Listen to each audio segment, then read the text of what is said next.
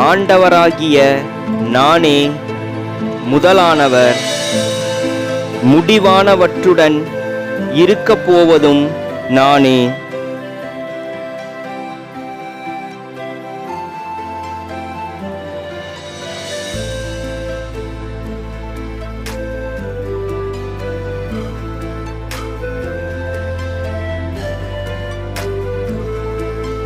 ஆண்டவராகிய நானே முதலானவர், முடிவானவற்றுடன் இருக்கப் போவதும் நானே.